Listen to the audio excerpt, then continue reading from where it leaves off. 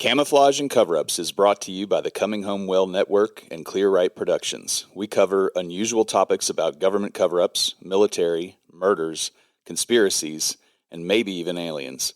Welcome to Camouflage and Cover-Ups with Jenn and Paige.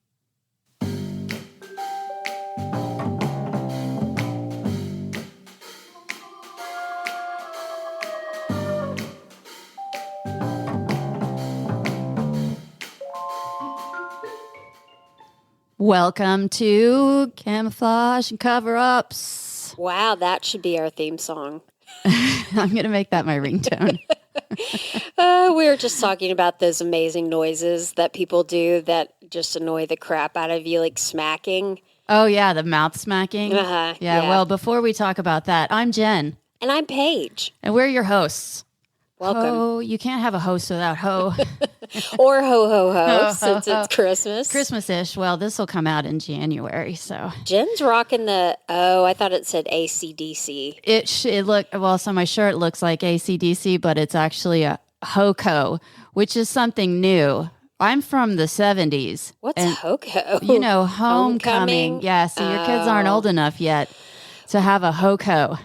We're going to talk about the new kid slang, but I was informed, it's in the story, but I was informed by a friend who heard it from an intern that she works with, that even emojis have changed. Like thumbs up is sarcastic now. Yeah. What? You know what? I don't care because I only text people my same age. Yeah. Well, but your kids, like, are they, because mine are using language that's not, well, I text them in full sentences with words and commas. Does it get confusing for them? No, they like it. Okay, well, that's good. And they text me back with thanks, THANXX. And I'm like, I don't know why you have a 72 in English. It's strange. Oh, it's shocking. Yeah, well, what are we doing today? What are we covering? Is anybody getting murdered? I'm so excited. Yeah, a lot of people are getting murdered. This is more along the lines of a government, not even a really cover-up, just government murder. Oh, yeah. I like that. So I've got two. I hear that they don't murder people, but I could be wrong. They didn't do the murdering. They were tracking the murderer, but I've got two alternate titles. You tell me which one you like best. Okay. It's either the FBI, a cabin in Montana, and 0 bars of soap. I do like that. Yeah. Or Teddy and his boom boom boxes. I like the soap one. Okay. Yeah, we'll go with that one. It makes less sense. So if you haven't guessed already, today's guest, Bachelor number 1, is Ted Kaczynski. Oh, gross. I know, the Unabomber. I don't know why I am so enthralled with the whole story behind the Unabomber, but I cannot get enough information on it. Mostly because he lived in a cabin in the woods. Yeah. Alone. Yeah. With nails. Ooh. So weird. So if y'all have not seen the picture of the FBI dragging him out of his cabin, it's worth a look-see. He looks like Sasquatch.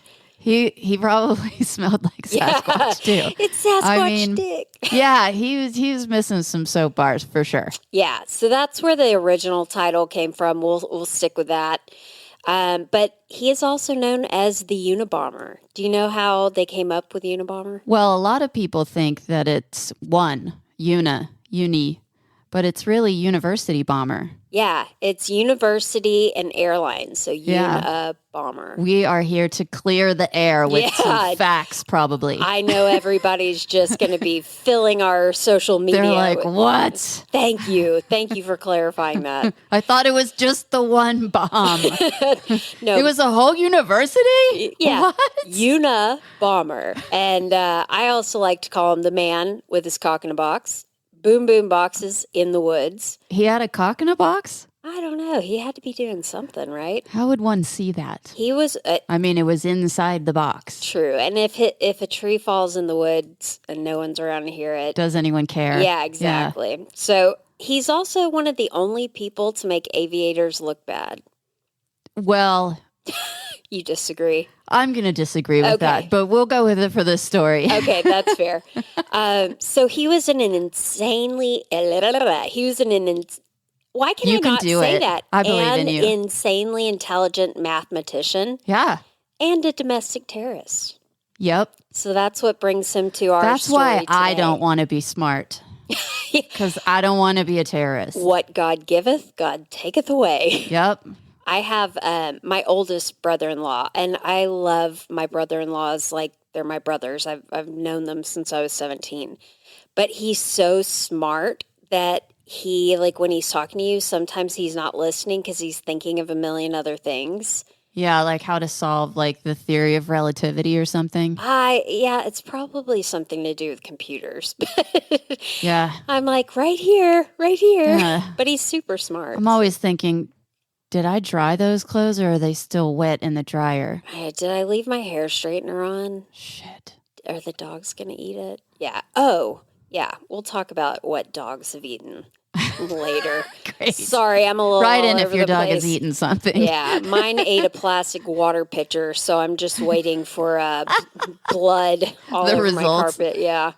So I picked old Teddy because for whatever reason, I just can't get enough information. Just can't get enough. Name just that. can't get Name enough. that band. Name that band. Just can't get enough. I don't know. I It's roller Depeche skated. Mode. Come on. Oh, 90s. okay. See, I want to see You him in are- concert. Go on. you are older. So you than just me. can't get enough. Go ahead. So I think the other interesting part of this is how it baffled the law enforcement community and the FBI for so long. But you have to remember, this is going to take us way back. It's going to be in the 70s and the 80s. So we'll talk about some of the things that made it difficult to track this guy down.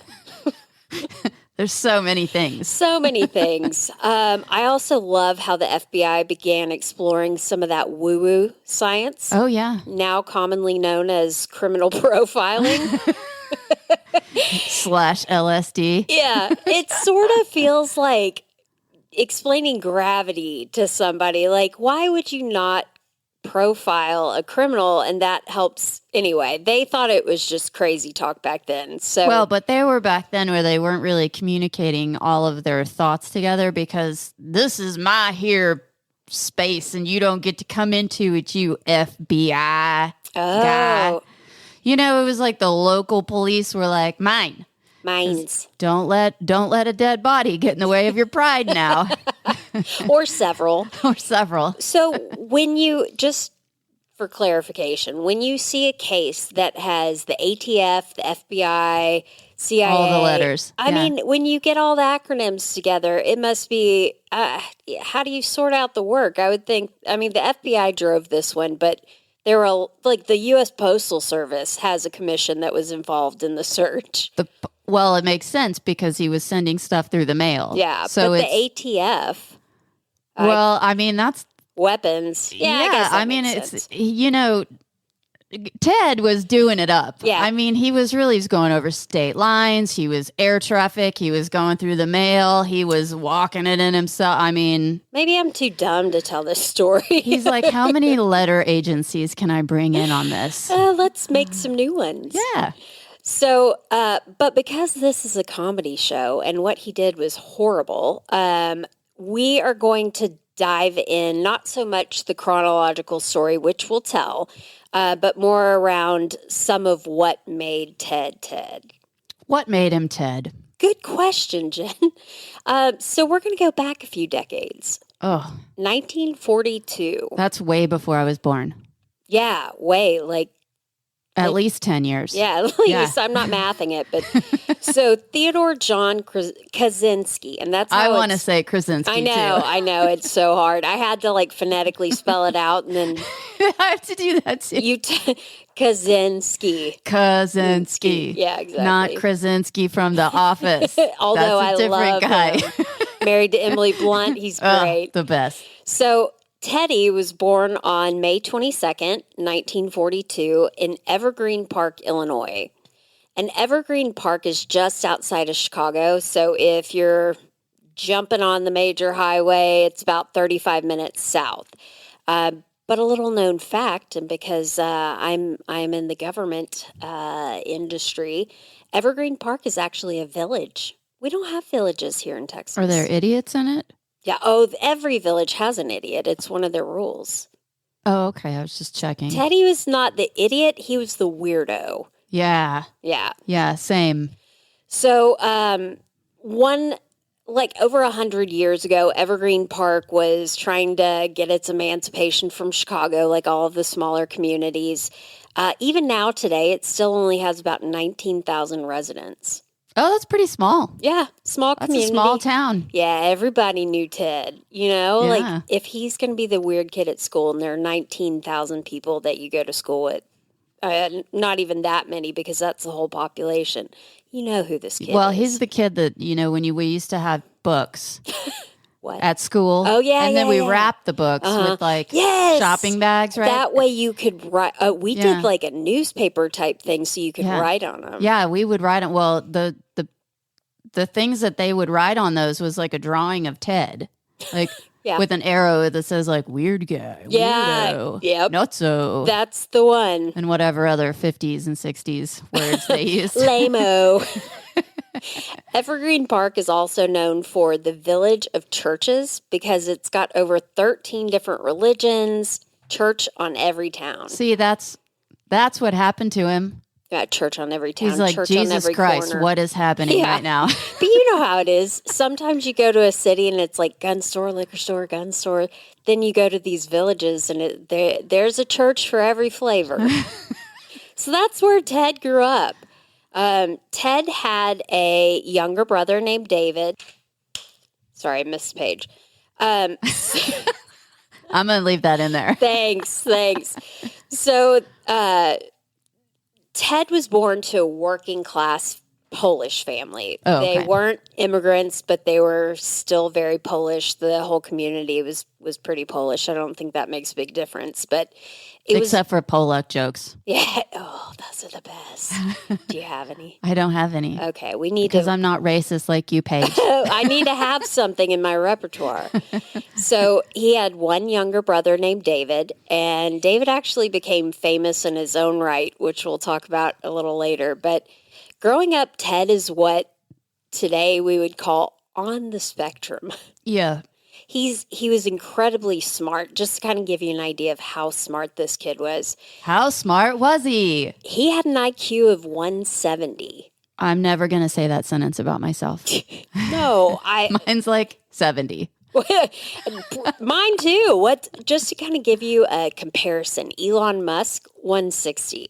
Albert Einstein, 160. So lame. Jeff Bezos, the big dummy, at 145. Idiots. So Ted was so smart. Oh, good thing I included this in my notes. Ted was so smart that I'm too dumb to understand how smart he was.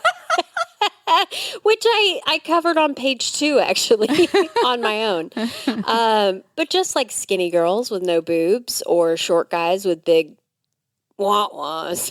A wah-wah? What God gives, God taketh away. Yeah, that's right. So as a little baby Unabomber, when Ted was taken to the hospital, when he was an infant. He was probably 1. His mom took him to the hospital because he had hives and rashes all over his body. And they actually isolated him for 2 or 3 months as a baby. That's too long. It's too long. Yeah. But the doctors tried to determine what was going on with him. But I guess that was the protocol back in the 40s, like babies sick with hives. There was like, what was going on back in the 40s? Polio? We needed to be inoculated for a lot of things. Yeah. That now California is like, we don't need to vaccinate. For anything. It's fine that my kids and all their friends have it. Yeah. Now. Well, now everybody's coming back with malaria. Like, when was the last time you heard malaria? Yeah, last week. Oh, okay. Well, so he was isolated from his family. Some say, and I strongly disagree, that this is what caused him to be socially whatever. Yeah, but those are critical bonding times. I was adopted. I went from being dropped off at the hospital. Totally fine. I'm fine, other than the dead bodies in the backyard. But fine. your brother, I mean, he really took it. Yeah, I did punch him in the nose on the way out of the womb. Yeah. So I don't think it helped, but I think Ted was probably undiagnosed with everything. Asperger's, paranoid schizophrenia, all these things that come up later in his life. But they didn't diagnose kids. All they diagnosed them with was hyperactivity, and Yeah, they you're would give them just Ritalin. weird. Yeah, you were just Well, a weird kid. even when I was born in 75, and even in the 80s and 90s, you're just still that weird kid that takes Ritalin. Yeah. So when my kids need to go on Ritalin recently, like, I'm like, I don't mean to be like that person, but that's just what the weird kids take. Yeah. And the doctor's like, yeah, I know. I get it. I'm your age. Like, Yeah. but now, like, everybody's on it. And now we have a shortage because everybody's on it. But didn't you feel like when you were growing up, you knew which kids were taking Ritalin? And it was like, it had to be really bad. You were like, Yeah. oh, that makes sense. Well, I was definitely not diagnosed ever. And I probably should have been. Yeah, I think, and for women, it shows up differently. We could do a whole podcast on attention deficit. I think you and I qualify for everything. Well, it's mainly because we're just fucking tired. Yeah, it could be that too. I can't. There I should can't be a drug for that, I though. can't hear you anymore because I haven't slept in 16 days. 16 years. So as Ted got older, elementary school was, it wasn't a great time for Ted. He was considered a loner and a weirdo. His parents would encourage him to go outside and play. He was a prolific writer and reader, so he just sat in his room and read. Yeah, so he like wrote his first novel when he's 6. Yeah, the manifesto began at 6 years old.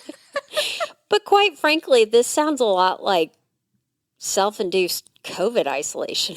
Yeah, he's like, I can't wait for COVID. I can see it in the future. It's coming. Yeah, well, I've got COVID babies, so not babies, but little ones, so we'll see what it does to their psyche. Ted was also said to be incredibly shy, so, what's better for a genius kid with 0 social skills? Let's just bump him up a few grades in school. Oh, yeah, that's the best way. That way the big kids can remind him how weird he is. Yeah, mom and dad fail. Yeah. So Ted skipped 2 grades growing up. He went from 5th directly into 7th. And that is a bad idea. any parent out there, I've got a 6th grader. I know how critical going from 5th to 7th is. It's like you had a child and then they are a full-blown adult. Yeah. I mean, our elementary has kindergarten through 6th, which I was just saying the other day, like, that is not a good plan. Yeah. 6th graders should be with 7th and 8th graders because they're like little toddler, like, all right, guys, we're going to go to the potty. Everybody hold hands. Yeah. Like, hey, bro, what's up? I got a mustache this week. My daughter had a DJ at her Christmas party. Yeah. They were like doing it's like different. Go Landon, like a dance party in the Yeah. And the kindergartners are like picking their nose and Yeah. Where's my reindeer cookie? so that's I'd be traumatized too. Yeah.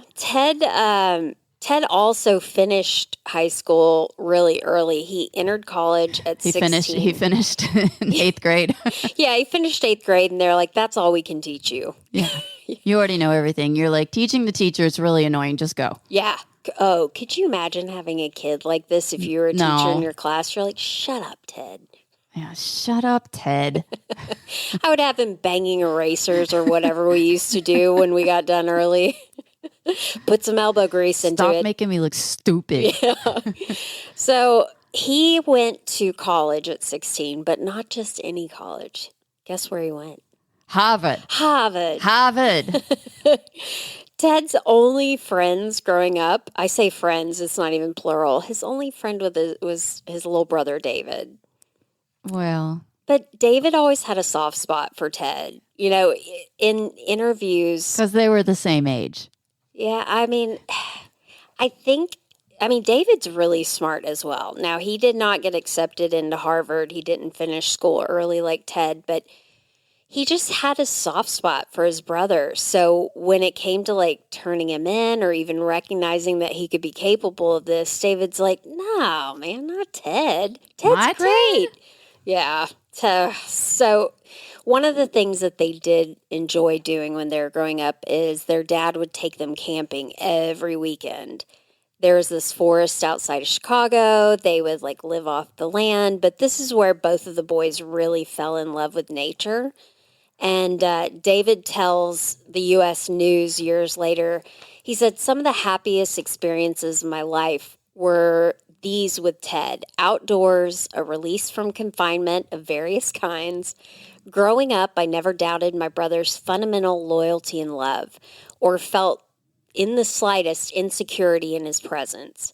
So he knew deep down that something was different about Ted, but he just remembers him so fondly from childhood. It was strange when he was collecting nails, though. Yeah. Yeah. Why do you have all those nails in that box? Yeah. I love you. I love you, Ted. You're I love the you no greatest. matter what. When he goes off to Harvard, he's... yeah. So he said, David said, when we were young, friends and family would turn up at our house unannounced. And my feeling was, oh, good, here's Uncle Stanley or our friend Ralph. But Ted's reaction was just the opposite. He saw it as an incursion. He saw it as a curse into his world and almost in panic would run upstairs to the attic and stay there the entire time the guests came over. And I remember thinking, why does he have this aversion to people? Why does he run away from Uncle Ralph? Well, maybe Uncle Ralph. Maybe Uncle Ralph something. Yeah, it's, Run away. Why does he wear Pac-Man underwear? I don't know. So Ted's family, all in all, other than Ted, they were really normal. His parents were Theodore and Wanda, and they were married and loving. David loved his parents. They had a really idealistic middle-class American lifestyle. Yeah, sometimes kids are just busted. Yeah. But Ted always had an issue with his parents, and David remembers he describes it as Ted having an attacking manner and extremely egotistical towards his parents. He said it always troubled he's smarter me. than them. He's like, you guys are fucking idiots. So one time he found a note that Ted had written to one of his parents, and it said, I can't wait until you die so I could spit on your corpse. Damn. I'm going to drink your blood. Drink your ashes for breakfast. Stir them in my coffee. Overnight oats. I got that topped. Overnight ashes. Gritty. So he said he was always just angry with his parents. And Ted's mom was interviewed a few times, and she thinks it's because of the isolation as a baby that he just never connected with him. But David said, he goes, I remember as an adolescent that Ted saw his mom coming with a hot plate of food, and he held the chair open for her, and she was, they were all sort of surprised because that wasn't like Ted. Well, she sits down with a hot plate. He pulls the chair out. The hot food falls all over her. She falls on the floor. And he's like, Ted was just sitting in his chair laughing his butt off. That doesn't sound like a psychopath. No. But again, mental health still isn't handled well, at least in America, but certainly not back then. Just boys being boys. Just those crazy rascals. Hot scalding pasta all over mom. Remember that third-degree burn? Remember that Thanksgiving we had where you poured hot water all over mom? Good times. So we should make a Christmas ornament reminding ourselves of that. Yeah, we should. Maybe we'll reenact, those new old family photos that kids reenact for their parents. This is when mom got her face burned. There was what was there, 20 boils?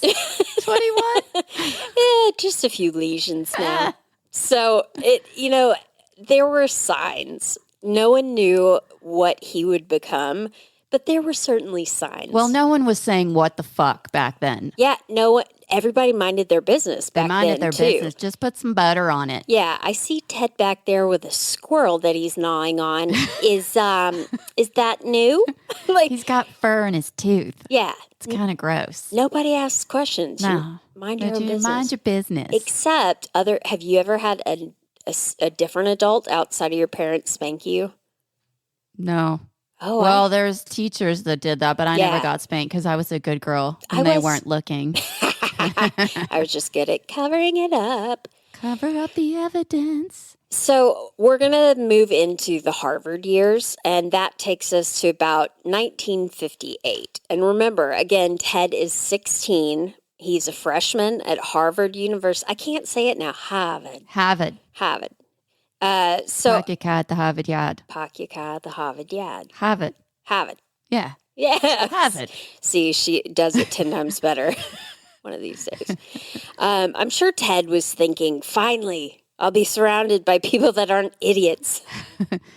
They're going to be 20 years older than me, but who cares? That's fine. I don't have chest hair yet. I but don't have at any least hair. they're not morons. But that didn't happen.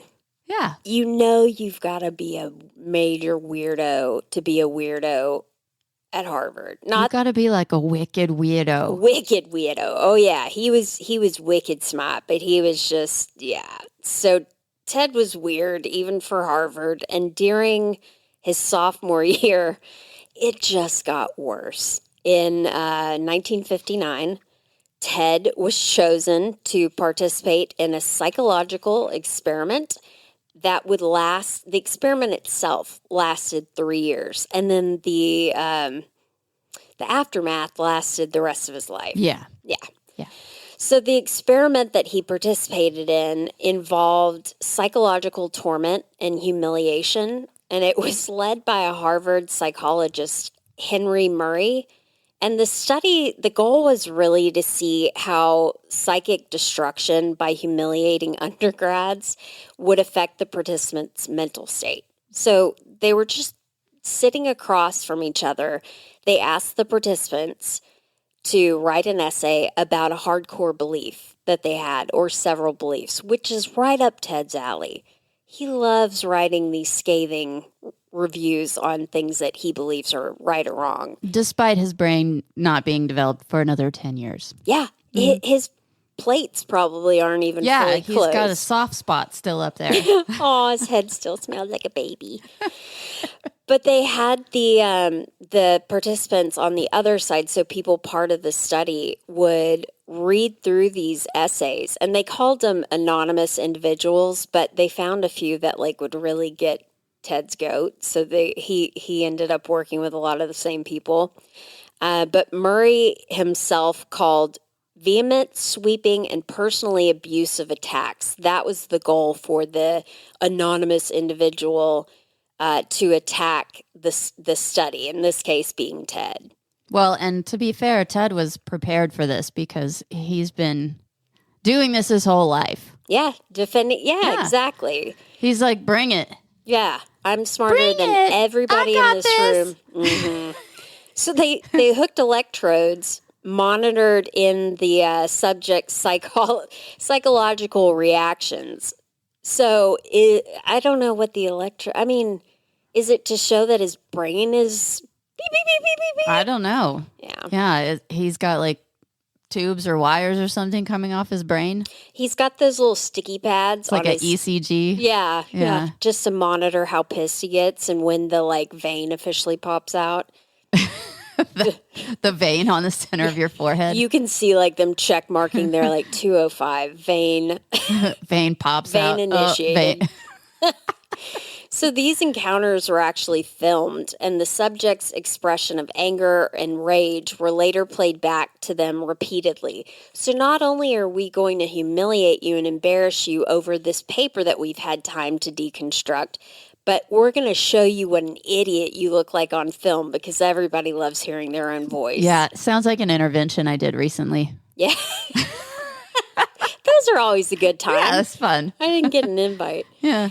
So one of the members of the study would sit across from Ted for 3 years and just call him names and criticize his beliefs. And Ted, if you guys know anything about Ted Kaczynski, he had this fanatical belief in anti-technology. Oh, yeah. Yeah, so that's what they spent most of their time doing, but how technology ultimately destroys human ethics. Ted later devotes a lot of his manifestos to this belief.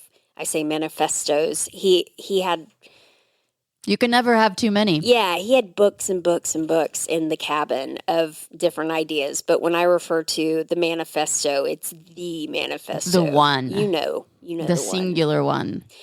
Well, and he's not wrong when we look at like AI, how AI is affecting like voting and stuff right now. I mean, yeah, exactly. He sounds like a genius. Well, that's actually the next area that I was going to cover. Is it's not that his ideas or beliefs haven't panned out to be true. Yeah.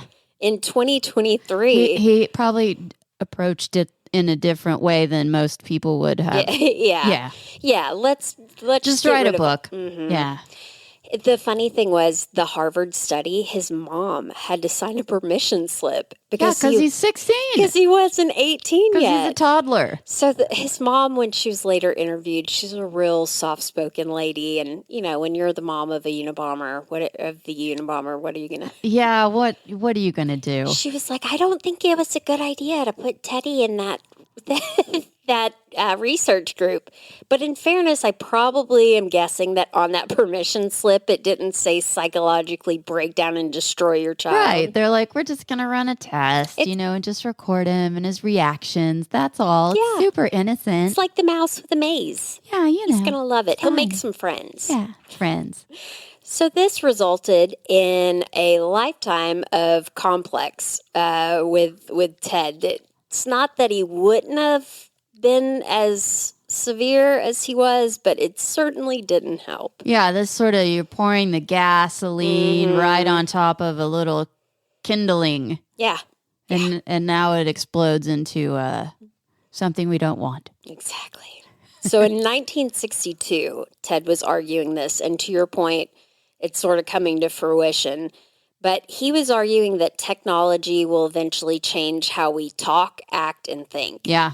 And in fairness, I think about that daily. Have you ever seen the movie Idiocracy? Yeah. It's the eventual dumbing down of humans. Yeah. I think about it daily. We're halfway in here. Some kid just killed himself the other day because he was online with some other kid who was like, you should kill yourself. And so then he just did. They found him with a bullet hole. He shot himself in the head, and he had his gaming gear on his head still. No way. Yeah, 13. What the fuck? Oh my gosh. It's just, and that's the human interaction with the technology together. Yeah. Manipulating each other. Yeah. When I think of Idiocracy, I always think of the hospital scene. Yeah. Where he hands them, this one goes in your mouth, this one goes up your butt. Wait, no, that's not right. That's not right. What do you mean you don't have water? Like out the toilet? I could go all day, but I watch it in my kids. My daughter, so I wrote some of my favorites. I like to send her like slang terms that they use to make her really uncomfortable. Okay. And I'll say it around her friends. Can you say it now? Yeah. Sup. Sup. You bussin'. Bussin'. And then bet. Bet. Do you know what that means? No. Bet's like, hey, are you coming over later? Bet. Bet. Got it. Fire. That's fire. I know that's fire. And I know you know this one. Bra. Bra. There's bra, bro, bruh. Bruh. Bruh. Bruh is like our old dude. Hey, dude. Yeah. You call girls and boys dude. Yeah, dude. I still use the term dude. I still do too, but that's us because we're old. Yeah. So your shirt is drip today, Jen. Drip. Yeah. And I don't know. Well, then there's Riz. You've got Riz. Or ratioed. What does that mean? Ratioed means, I don't know. I looked it up the other day. It means something. See, I don't know. I'm going to Google it. It doesn't even make any sense. So all that to say that of course it doesn't make sense. I feel like a lot younger of our generations slang, do it on purpose so that the parents are confused. Yeah, just like the texting has changed. Yeah. Anyways. I don't know. I still just use a full-on sentence. Yeah, me too. Just like the good old days. Just like I do at work, at my employment that pays me not to use the word bruh. Dollars. At my work, we use the word bruh all the time because I work at a gym. Yeah. Well, mine does not use that very often, but Ted's mom eventually decided, it wasn't a great idea for Ted to be part of the study. Let's break down your socially awkward kid and see what makes him tick. Wait, what's the word I'm looking up? Ratioed. And it's not even spelled like it would be normally spelled. It's RATIO''D. Oh, my God. Yeah. Let's hear it. What does ratioed mean? Put in ratio slang. It means their tweets has more replies than likes and retweets. Another platform I don't give a fuck about, Twitter. Yeah. It's now called X, formerly known as Twitter. Really? Yeah, I don't care. I don't care either. Yeah, I don't care. Yeah, it's all... No, because I don't care what your thought is. No. I don't want to be abruptly assaulted by your thought. No, they're never good. So we're going to just sort of skim by Ted's early career and get into the good stuff. But Ted was on a path to really do well because minus the psychological experiments, he wasn't doing keggers or joining a fraternity. He's just pouring hot water on his mom. Yeah, just pouring that hot lava all over his mom and writing her horrible notes. But he eventually was destined for academia. That was his plan. Yeah. I guess that's what you do when you math well. Yeah. I wouldn't know. I wouldn't know either. So in 1967, Ted continued his studies in mathematics at the University of Michigan, earning a PhD, and then Ted took an assistant professor position at the University of California at Berkeley. Oh, yeah, UC Berkeley. UC Berkeley. That's where the thinkers are. Yeah, lots of smart people out there. So he should be in his element. But with all the other weirdos. Yeah, exactly. Get them all in one room. And pot and shit. It's amazing. Ted Freedom. Ted would have done pretty well with some pot, I think. Yeah. If he had or some maybe gummies. some LSD. I don't know if LSD would have been a good idea. Yeah, he was kind of LSD'd out already. Yeah, a little bit. Yeah. I don't know. Sometimes it sets you straight, right? We should run some tests. We should. Yeah. Let's run a government test. Yeah. Do you know where to get LSD? I don't know I don't know where to get it. I'll put one in my PTH app. Write in if you can send us some, and we'll take some on our when we're recording. Oh, I'd love that. Our producer is like, stop talking. Jen doesn't even drink. I drink water. I had a Monster. Oh. Anyway, so Ted's disdain for technology really started to bubble over at Berkeley. And his coworkers were like, okay, this has gone from like we get it, you don't like technology, to now we can't invite you to the holiday Christmas party because you're just weird. He was like attacking his coworkers. Oh, you can't do that. No. Unless you're in like a fraternity of wrestlers. And then you can. Yeah. I'm not saying never attack people. I'm just saying when you're in academia, when you're in the math ward of a very prestigious university. This is not what we do here. I know. So the head of the mathematics department at Berkeley was pretty shocked when Ted up and quit. People have to fight for that position. And so he said, I really thought Ted was going to do... Well, he's like, you guys won't let me bully anybody. Why do I get bullied, but I can't bully others? Yeah. This is bullshit. People also started complaining about the way he smelled. Yeah. Yeah. Because he went to college when he was 16 and didn't have a girlfriend to tell him that. But I imagine there were some stinky hippies at that time. So if he was the stinky one in class, imagine. Yeah, that's no good. Imagine how you don't want to be the stinkiest. Yeah, you don't want to be the stinkiest. Yeah, you don't want that guy.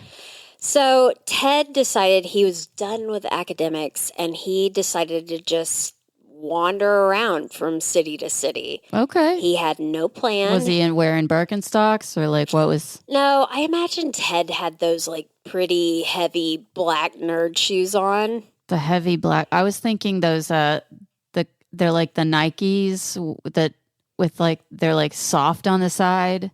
Oh. They're like you make a couch out of. Oh, yeah. Not quite velvet. Yeah, I could see that. It had to be something very outdoorsy because Ted really loved nature, which you don't see in a lot of nerds, right? Maybe that's not true. Well, yeah, I don't know. Most of the time, nerds are like me. Like, they go out in the sun and they crisp up real Yeah, quick. that's true. Well, and your eyes light on fire because your glasses are so thick. It's so true. It's like a laser. I can see your insides. So we're moving away from Berkeley and we're moving to Montana now. Okay. And this is where Ted's going to call home sweet home. So in 1971, Ted reconnected with his brother David, and they decided to purchase a plot of land in Lincoln, Montana. Okay. So they went on this camping trip, just the two of them, and they were going to go around and see where they wanted to buy land. But the goal was to live off the land. Now, Ted took this seriously. Yeah. Like he did everything. But David was like, look, by day 3, we had not caught anything. We had not hunted anything. And so I broke out an MRE, and David would not talk to him for a year. That's when the camping trip stopped. David flew home. Ted stayed there. Ted broke out an MRE? David. David's like, I hadn't eaten in 3 days. And Ted was so mad because I promised to live off the land. He thought he was cheating and he was giving up. MREs are pretty disgusting. I would say that you're still probably living off the land. Yeah. Yeah. You're eating astronaut food. But again, that's a normal person's brain. Oh, right. We're in Ted's brain today. Okay, we're in Ted's brain. So I don't know what that looks like. Oh, Is that a cobweb? it Oh my was God, it's a in my lot. hair. Oh, now I can't get it off my face. Get it off. Ted, when they were looking for land, his biggest prerequisite was he wanted something extremely remote and secluded and off the grid. So this area that they found was really beautiful, but some of the reasons why Ted finally called Lincoln, Montana home. So it's located in the Lewis and Clark County, just east of the Blackfoot River Valley. And for any of y'all who are familiar with Montana, because I'm not, but I'd like to be, Lincoln receives 85 inches of snow each year. That's over my head. 7 feet of snow, actually. Nope. I won't be going there. Yeah. But they have like little tiny towns that have like 27.5 people in them. So I'm showing Jenn pictures of the cabin, but it also has a picture of where Lincoln is. Or that's an aerial view of Ted's property. It's very green, lots of hills. They get a lot of snow. Rogers Pass, 18 miles northeast of Lincoln on Highway 200, is known to be the location of the coldest recorded temperatures in the United States outside of Alaska. So it gets cold as hell. Yeah, up again, a there. place I won't be moving to.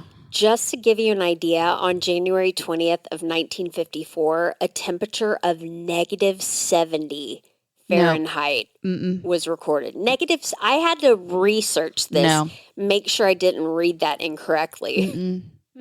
No, thanks. Negative. So people who live there, That's like if you sneeze, like the little beads, like they're just like stuck it just outside of your turns nose into icicles, and then fall. Dink.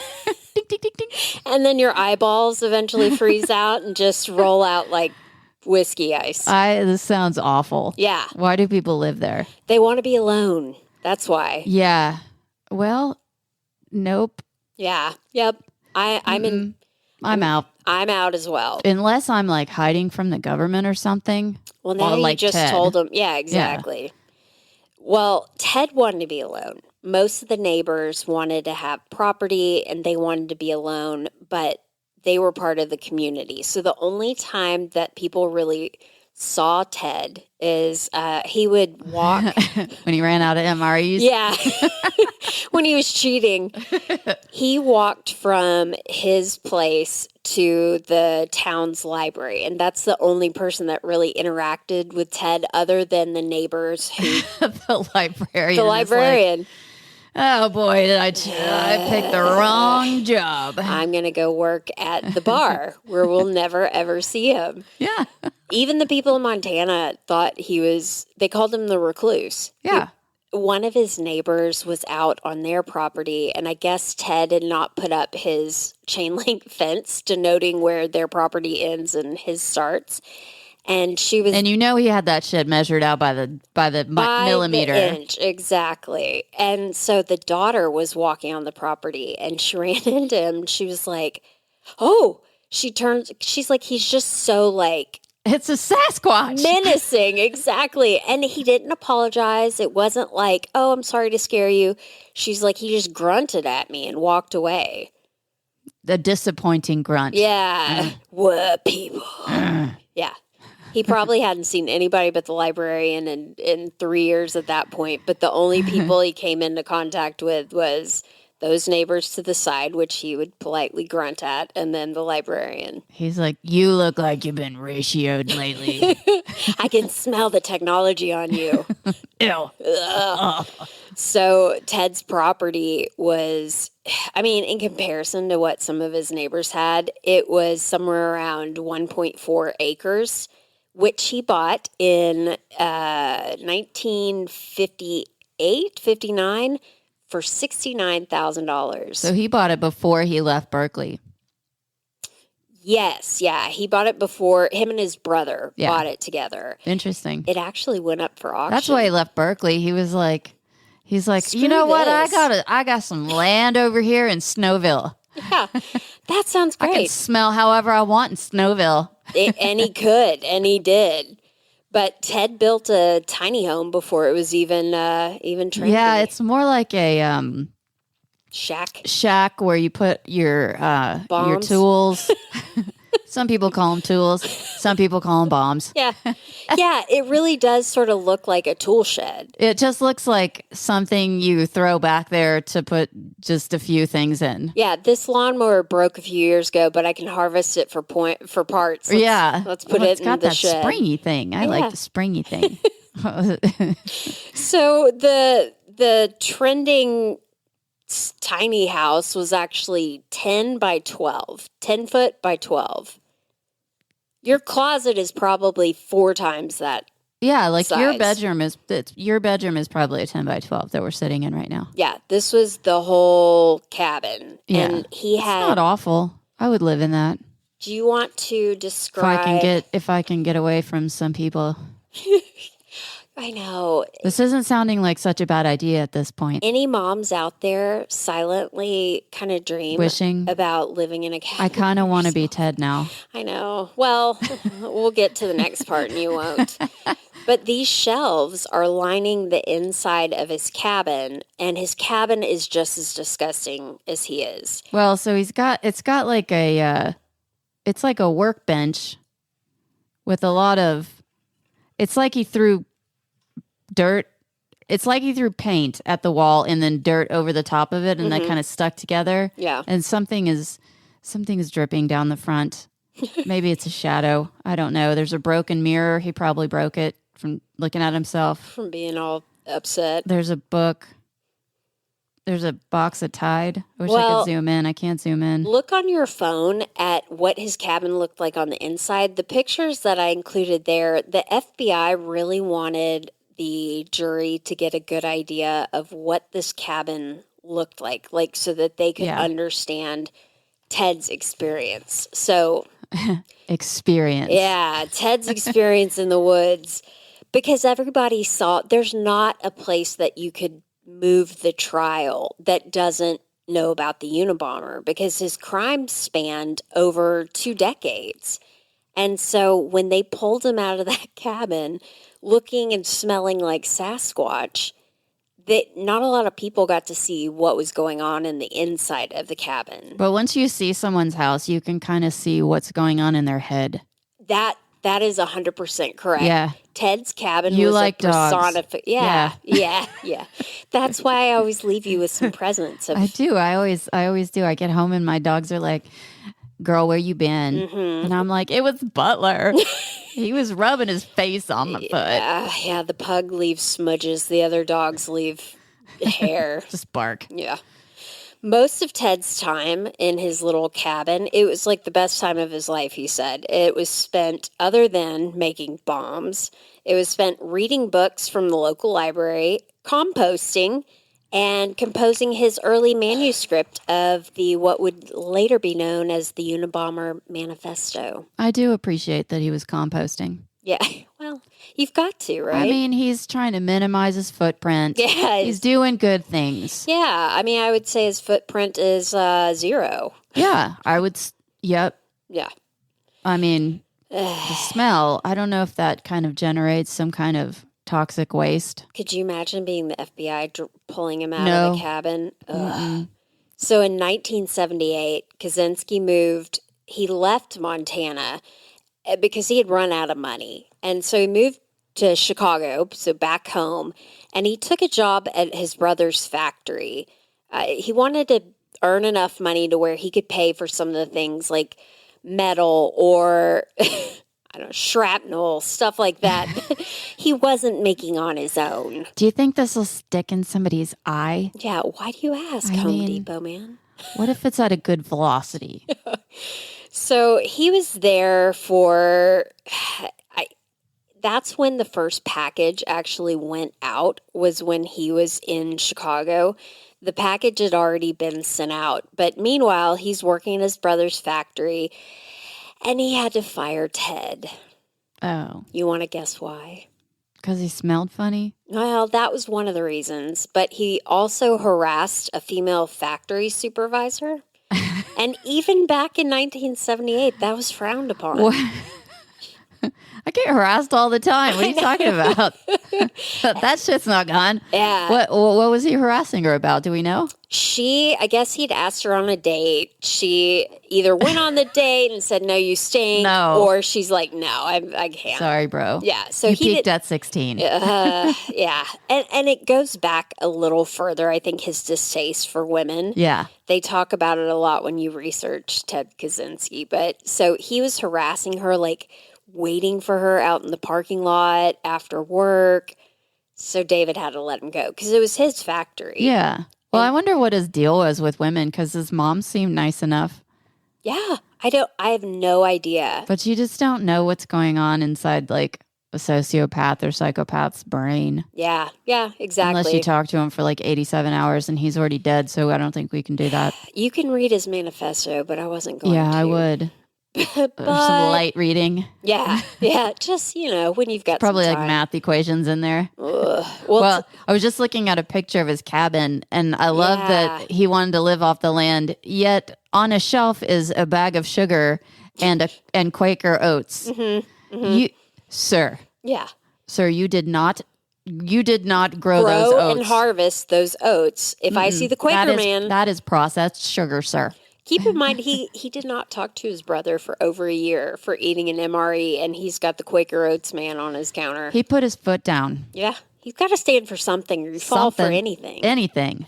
I feel like there's a song about that. Something. I think there was like 2.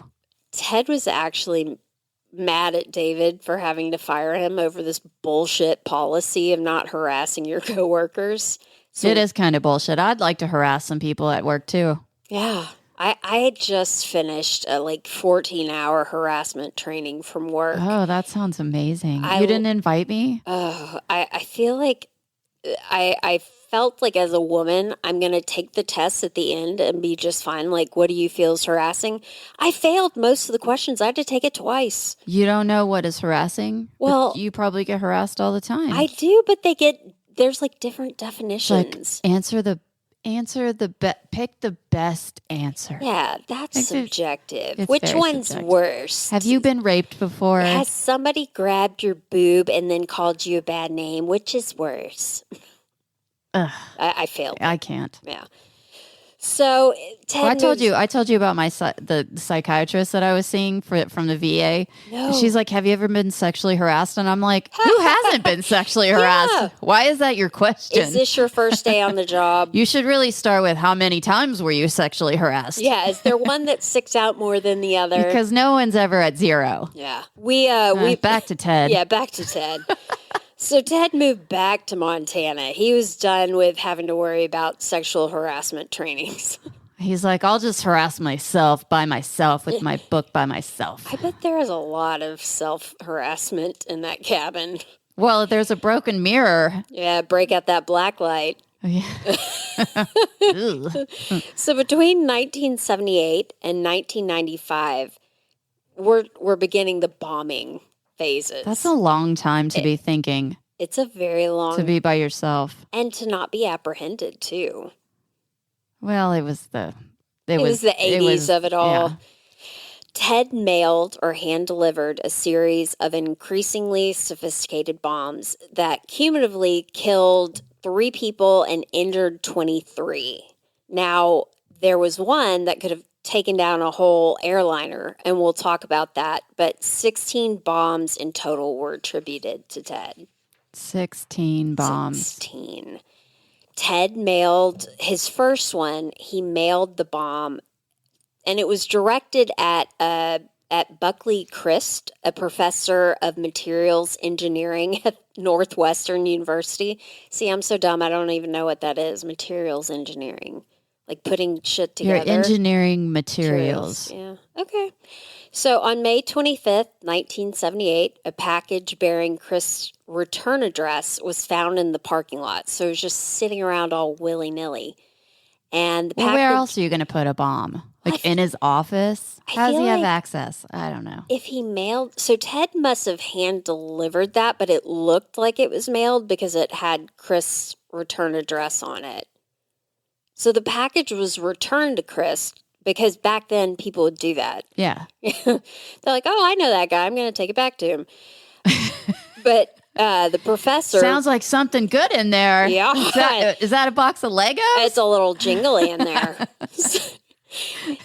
It's not a pony. No, it wasn't a pony. He was very suspicious, the professor was, because he realized his return address was on there, but he had not sent it. He's like, I'm not insane. Yeah. So he was actually very smart. He contacted the campus police, and Officer Ted Marker opened the package. Oh. Which exploded and caused minor injuries. So this was first bomb. Yeah, first. this is why we have bomb squads. Yeah. That wear equipment over their face. Mm-hmm, yeah. Mm-hmm. I could not even imagine the stress of that job. No, that's a job I'll never do. No. Yeah. Or a bomb diffuser. No. Nah. Never going to do that. Red or blue? Red or blue? Which one? So I've included a full timeline of Ted's bombings, but we're not going to go through all 16. We can add it on the Insta page. I say we because Jenn does that. Oh, do we have an Insta page? Or you can just Google it on your own. There's plenty of this them. This is a DIY podcast. DIY episode. Yeah. So it depends on what our supervising adult wants us to do. Yeah. Will you let us put a timeline? Oh, yeah, never mind. In 1979, a bomb was placed in the cargo hold of an American airline flight. You remember hearing about this? Yeah. It was Flight 444. What year was it? 1979, the year I was born. Oh, I was 4. I made the last month of 1979. Yeah. It was a good year. But a Boeing 727, which holds, I mean, it's not one of the planes you take to Europe, but if you're flying from Texas to Chicago, it's a 747 or 727. Yeah. Yeah. So the flight was actually going from Chicago to Washington, and a faulty timing mechanism prevented the bomb from exploding. But what it did is it started releasing smoke, and that's what caused the pilots to decide to do the emergency landing. Oh, they're like, something's on fire. Yeah, something smells like, fire. We don't have batteries yet. Yeah. What is that?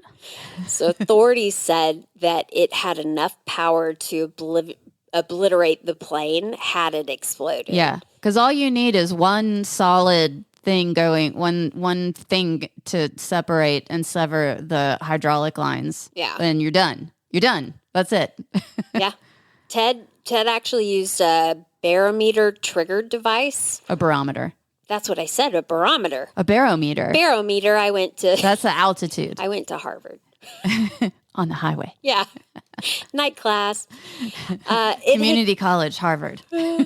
It succeeded only in setting some mail bags on fire and forcing the emergency landing. So, yeah, no wonder the mailman is pissed. Yeah. He's like, do you know how hard I worked to get that shit on the plane in the first place? He's like, this is a bunch of bullshit. Hey, how many bags are we going to have to pay for now? This is Christmas. Yeah. This is Christmas packages. Grammy's going to need to know where that hand-knitted sweater is. What are we going to tell her? Huh? What are we going to tell her, Teddy? Ted. Huh? In later years, Ted wrote a letter that expressed his relief that the airline bomb had failed since its targets were too indiscriminate. Oh, great. Yeah. So he Woo, wasn't... so glad that one didn't go off because I was planning on hitting this one specific person, but it missed. Yeah, I really didn't think that one out, even though it was on an airline. I thought it would do like when you do abs where you can like spot target, like just get the fat off of your abs by doing abs. I don't think that's right though. C16 is that not directly where it was placed? I don't think so. Yeah. So that's why he was mad, is because he, as crazy as Ted was, and I keep using that term crazy, but as disturbed as Ted was, he was really trying to prove a point. That he was trying really hard. Yeah, for a long time. He was trying. So instead, like when toddlers try to walk their milk across the room. I try, Mama. Or when your 8-year-old tries to pee in the toilet. Yeah. I try, Mama. I do good. I do it myself. I do it myself. So Ted did do it himself. He sent the next bomb to the president of United Airlines, Percy Wood. And Wood was home and received cuts and burns all over his body.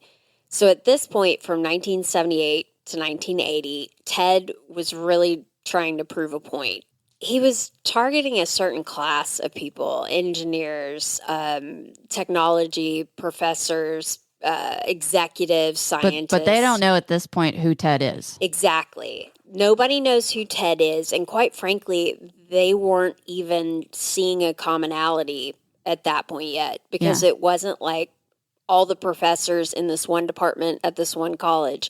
It went from... It really was random. It was on an airplane. Yeah. It was in the mail. It was this other guy. Like what? And it was being dropped from different points. So even though there was no... Like, there wasn't a return address on Ted's bombs, but they were being mailed out. That would be entertaining if he did that. AKA, I'm in Montana in a little cabin. Ted at cabin 6. Yeah.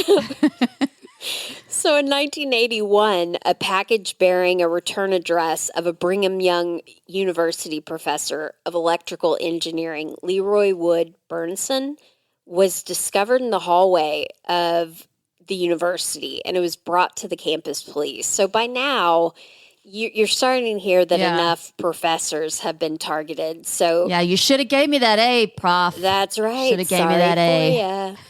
So he actually calls out the bomb squad. Oh, so good. That's a good idea. Yeah, that one was diffused. No one got hurt in the Brigham Young. They're bombing. like, this one sounds a little ticky. I don't know. Tick, tick, boom. So the following year was sent to Patrick C. Fisher, a professor of computer science at Vanderbilt. This is the one where Fisher's secretary was the one that opened it. Ugh. And her name was Janet Smith. And Janet Smith received injuries to her face and her arms. Ugh. You know, she was probably sexually harassed that morning. Oh, I'm sure she was. And then she gets a bomb in her face. Yeah, typical Friday. But she lived. She lived. Okay. Yeah, only 3 people died from the bombs. Okay. I say only, like that's not horrible enough, but most of them were lifelong injuries. Yeah. And it was that he targeted a few more at UC Berkeley, but Ted would go on to create and mail bombs from 1979 to 1987. And then there was almost this 6-year break. Yeah, he got salmonella poisoning. Must have been That's what some happened. bad deer meat or whatever he's eating. He's like, maybe I should grow plants in my acreage that I have here instead of killing people. Maybe that oatmeal's gone bad. Huh. Or maybe the crap under my 10-inch long fingernails. Ugh. Yeah. So Like he's Howard Hughes or something. it was worse than that. Oh, it was so bad. So no bombs, no clues, just radio silence from 87 to 93. And this just made it harder for the FBI to figure out what was going on. So where's Teddy? And how did the FBI finally track him down? Well, I know the answer, but I want you to tell us. Okay, well, weigh in when we get to that. But this part's really interesting to me, and I know your brain works the same way. So why was Ted so hard to apprehend? the search of the Unabomber stands as one of the longest-running manhunts in U.S. history. They had over 150 full-time investigators, analysts, and other agencies from the FBI, Bureau of Alcohol, Tobacco and Firearm, ATF, that makes sense, and then the U.S. Postal Inspection. And though they had conducted all these extensive forensic examinations of the bomb, there were no clues, no fingerprints, no hair, nothing. Yeah. Connecting anybody to anything. So they just Which is weird because his cabin was dirty AF. And his nails. Ugh. I know. I don't know how. Maybe he wore gloves. He also typed it out on a typewriter. So once he started, the old typewriter. Remember when we used to just be able to clip out magazine letters and that was fun. Mail our harassing notes that way. I liked those times. Yeah, I miss those days. All the letters are different sizes and shapes. This is from Teen Vogue. So this is what they knew at this point.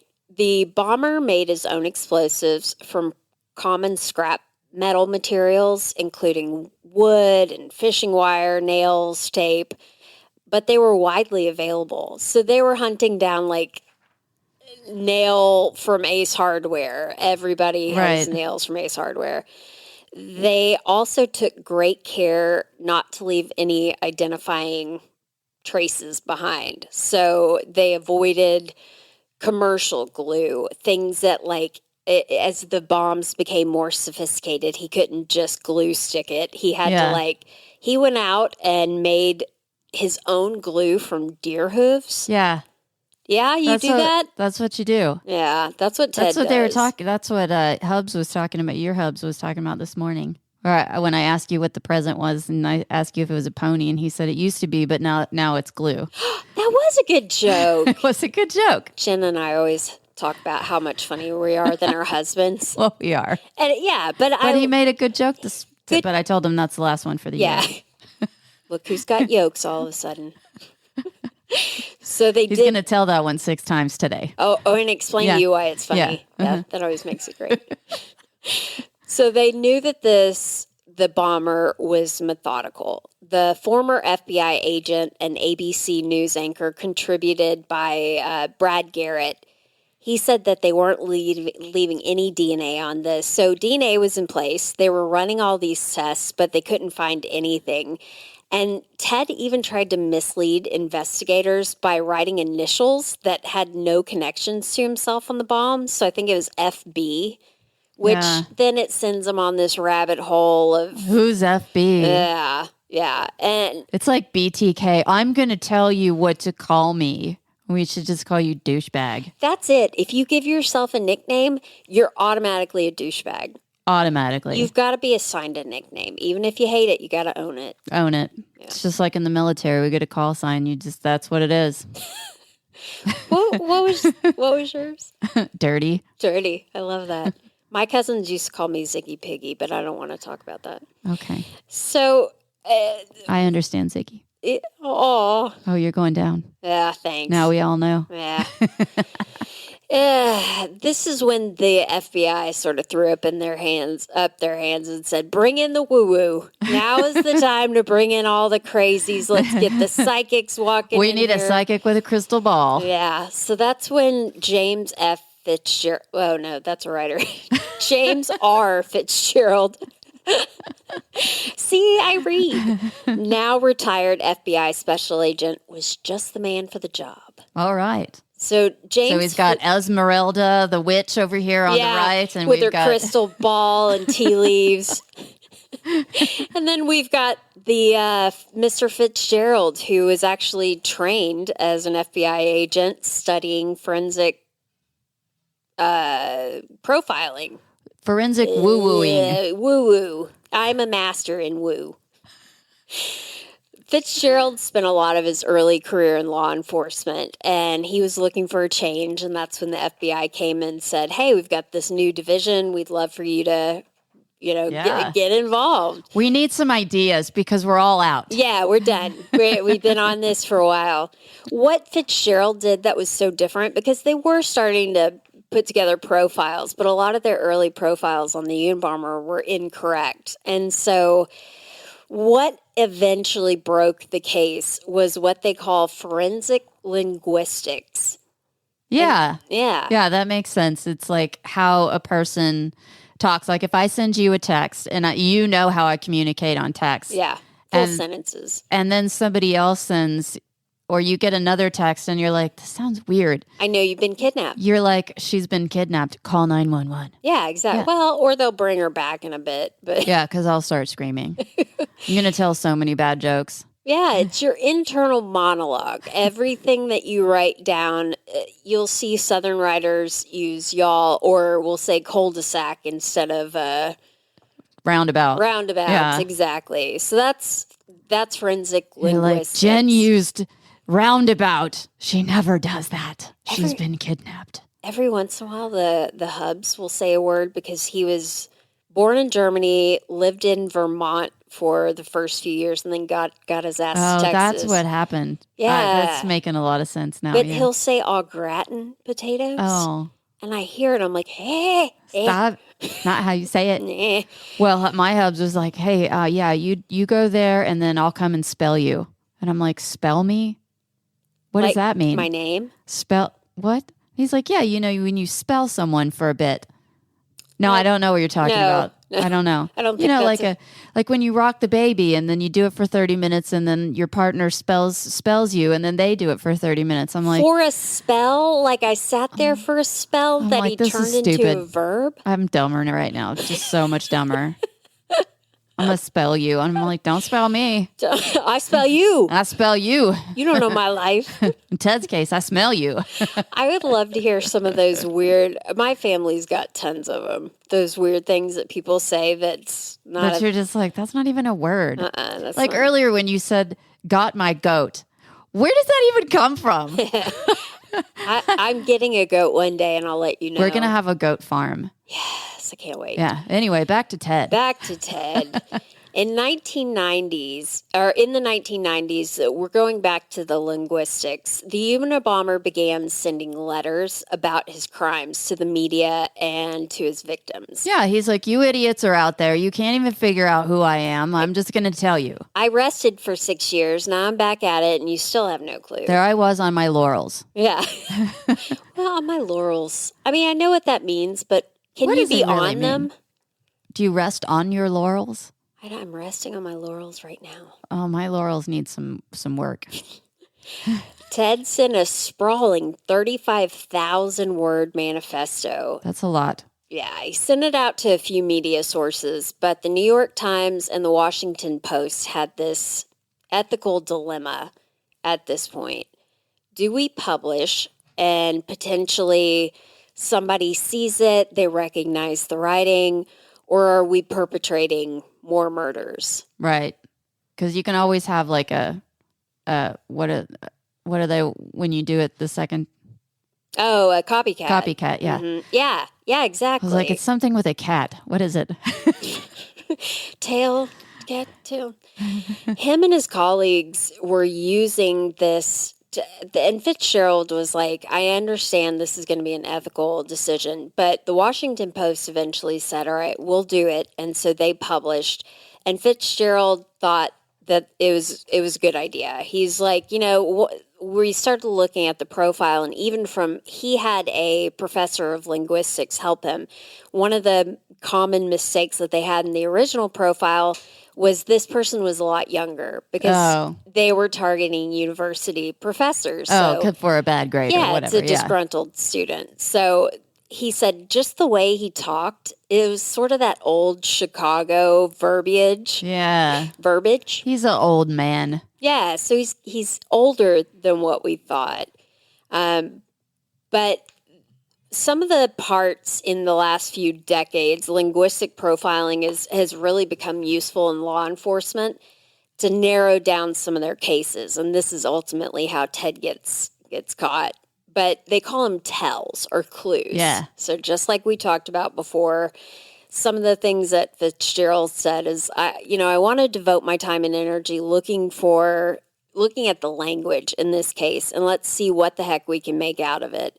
But I was looking at this thing and reading it 2 or 3 or 4 times, It's very dense, as you can imagine. Yeah. So he He read 35,000 words like 3 times. 5, 6, 7 times. Yeah, you gotta be real patient. And like that tyrannical, like angry writing too. And it's hard. And I'm sure he's like, I disagree with a significant amount of this text. Like it's hard to just look at the words by individually rather than like listen to the whole ranting and raving of it. Yeah. But you're just like, wow, I do not agree.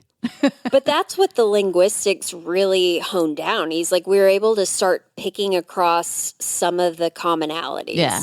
So antiquated terms like broad and chick to denote women.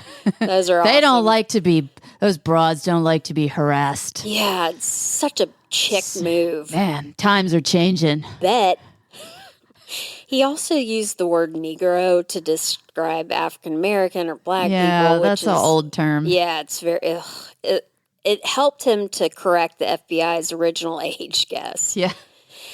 And They're like, thanks, bruh. thanks. Wait, sus? That's all I got. Those are all the ones I know. Using the manifesto and their study of the word and sentence structure, the Unabomber used strange misspellings for words too.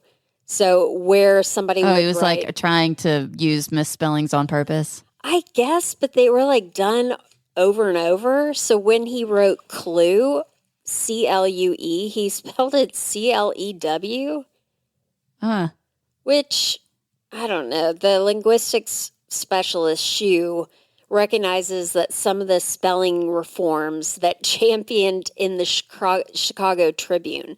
So, like, they were spelling clue, C-L-E-W, until they had a get together in Chicago in the 1940s. They're like, that's stupid. We're gonna add a U and an E and some other. That's so weird. So the spelling of the word changed.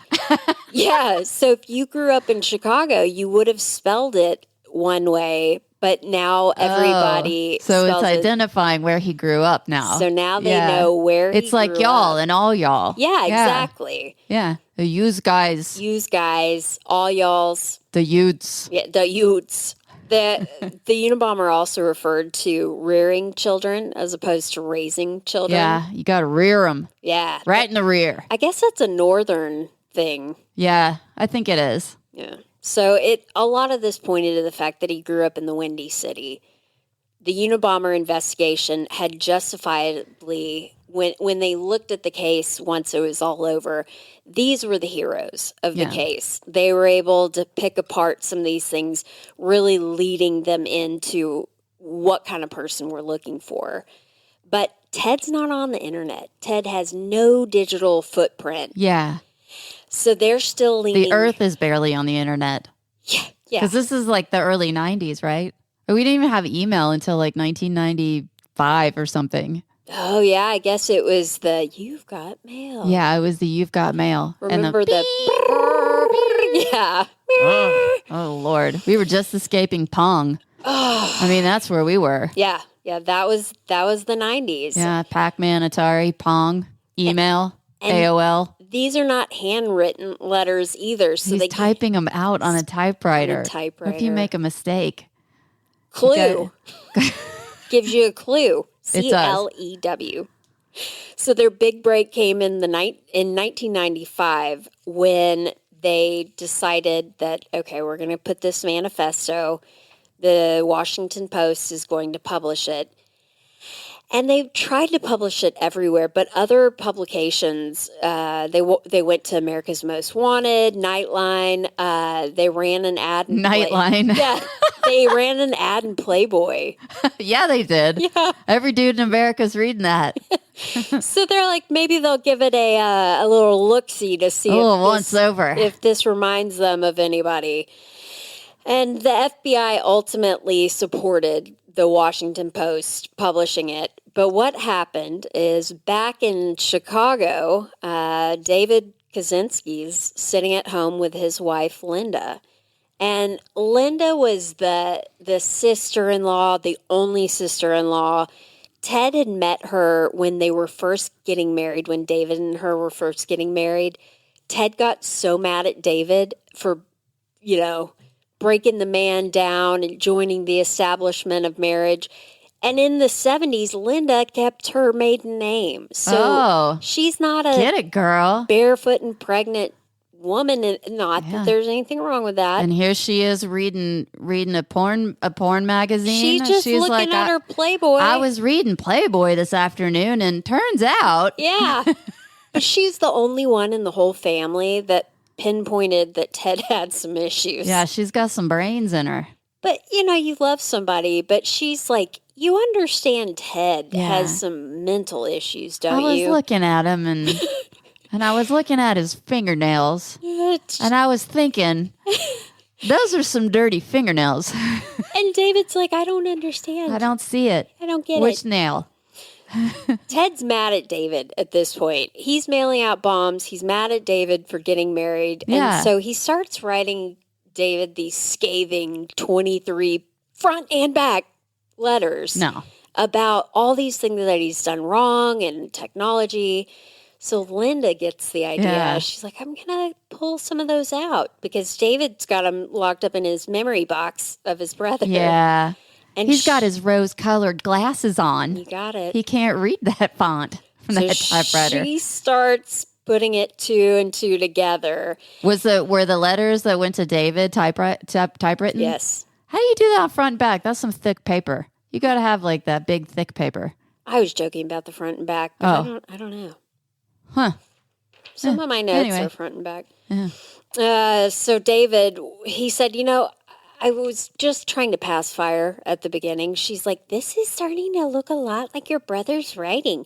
David's like, no, there's no way.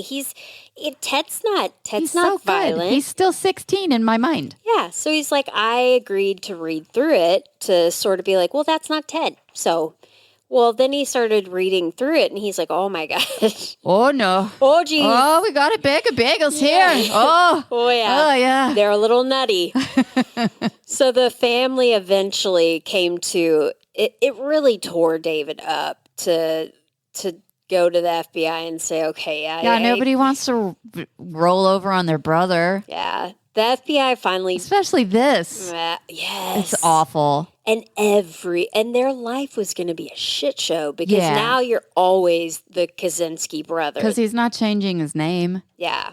Well, she never did, so she's free. She's free out there, but still doesn't keep people from stalking your house. The press at the very least. Are you a murderer too? No. Did you send him the nails? What did you do to cause this? Why is this your fault? And his name is on the land deed. Yeah. So yeah, he's deep into this, but he started those Kaczynski brothers. Kaczynskis, they're the worst. If it wasn't for their all A's. But they, he said, I felt so awful about turning in Teddy, as he called him. He made the FBI promise that they would not ever tell Ted who it was that brought it to their attention about his writing. So what do? They start planning the evacuation of Ted from his cabin. Yeah. And they promptly tell him exactly how they caught him. So years later, during the trial, David and Linda went to a lot of the trial hearings, and he's like, he wouldn't even look me in the eye. But they saved a bunch of... forget about that I sent bombs to people and killed some people and almost killed 16 others, but I'm mad at you because you told. Yeah. Ted doesn't have a really strong history of getting mad at, rational things. Yeah. So he's always mad at David, who seems like the nicest brother ever. Was the only one that liked him. Yeah. Well, if you'd only liked him longer. If they only liked him harder, right? You gotta love him until they're lovable. Yeah. Teddy made it hard. But the other hard part about the capture is the timing of the capture, right? So we're coming off of Waco, which was a shit show for the Total ATF. shit show, yeah. Ruby Ridge, yeah, which was another huge shit show. It was huge. So the FBI had to get this right. So what they did was a few days before, they went up to Ted's neighbor's house, and they're like, hey, you've been living most likely next to the Unabomber. And they're like, what? the neighbors are like, yeah, that checks out. That actually makes a lot of sense. So the neighbors agreed to help the FBI they wanted to get surveillance on his property, but Ted's such a nutcase that if there were helicopters and stuff flying over, he would freak out. Yeah. So the neighbor introduced the FBI agents as land surveyors to Ted. Nice. So they got a lay of the land, and they didn't want this to be a shootout. But Sasquatch is walking around crazy as a box of Teddy Grahams. Yeah. And they don't know how dangerous or not dangerous this is going to be. So they're preparing for the worst, hoping for the best. Yeah. April 3rd comes, and it really goes off without any hitch. They walk up, and they're like, hey, we're back to survey your land. Please come out of your cabin. And they arrest him. Just like that. Yeah. They walk his stinky ass out of the cabin. Can you imagine what that smelled like? I could not. And you know the bed smells like it, and then and then it's the bed human smell. It's just like a teenager. Oh, it from the pictures, it just. But for him not to leave any trace on a bomb, but live like he had to have like Howard Hughes. I don't know. How do you do that? They said that he was so meticulous, and that a lot of like the bombs became more and more sophisticated. Yeah. But they found over 400,000 books that he had started writing in. 400,000 books. Yeah. Well, he only started writing them. A lot of them. I mean, he was up in that cabin by himself. He had a lot of time. He was there for a lot of years. Yeah. So they he wasn't showering, so that cut off some time. Yeah. And yeah, there's no heat, no electricity, no running water.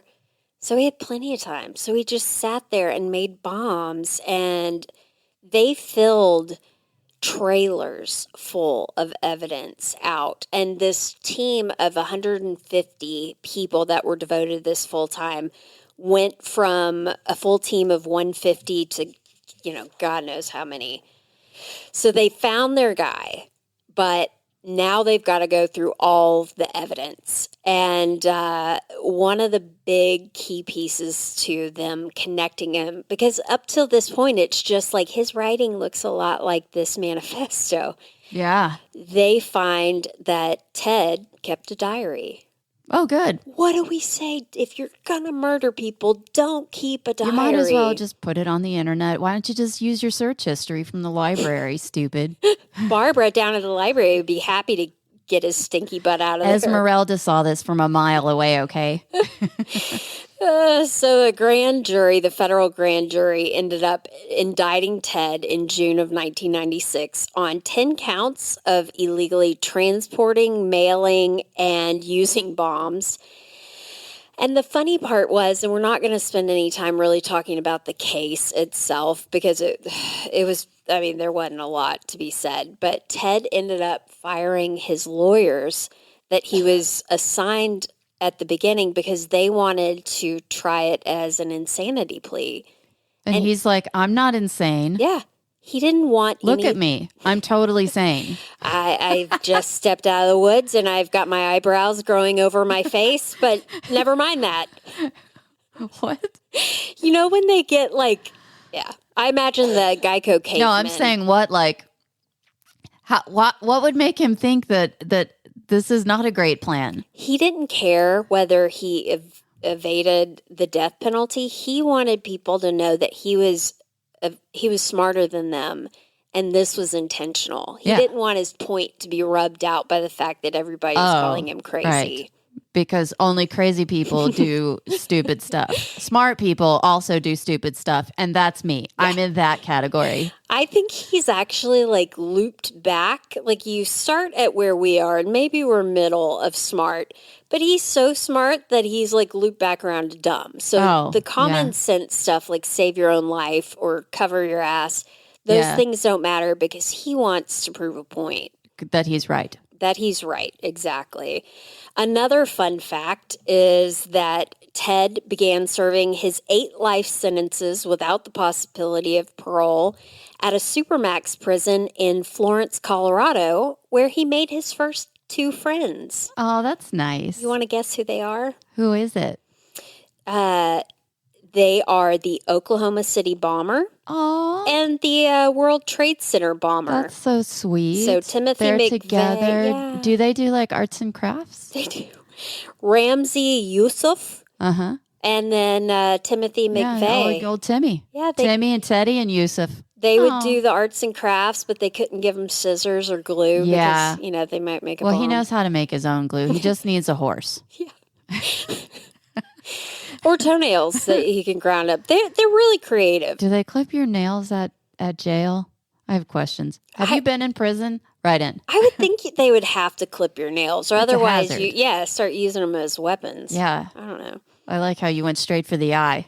That's It's a shiv. It turns into a shiv. Yeah, well, when you're little and we're pocket size, Yeah, so the fish hook. That's what I'm all about.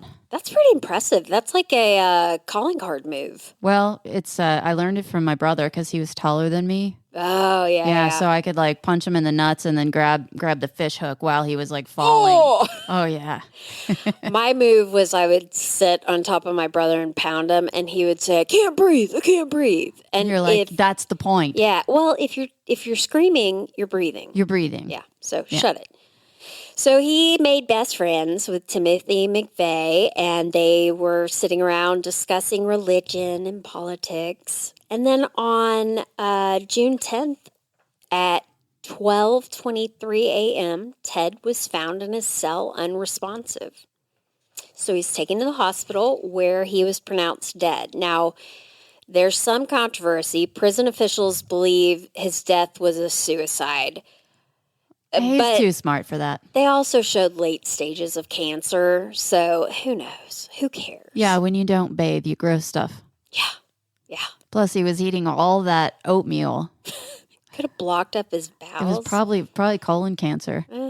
So that was our That's story. It's Now he's dead. now What a he's dead. waste. Now that I think about it, I don't know why I've spent so many hours researching it, but it just interests me. Like the whole the FBI having to learn how to reprofile people, looking into the linguistics of how he Yeah. writes, and Ted's Well, a but dirty like, schmeedy. who is it? Who's sending these? It's Yeah. so random. Yeah. And I think now that's just shows you that everybody's the same. Well, that's our show today. I can't wait for next week. What you got, Jen? Next week? You mean next month? That's what I said. That's what you said. It's Christmas and Yeah, I don't know. everything's starting to blend together. Y'all know that time of year. That's right. I hope you guys had a Merry Christmas and a Happy New Year.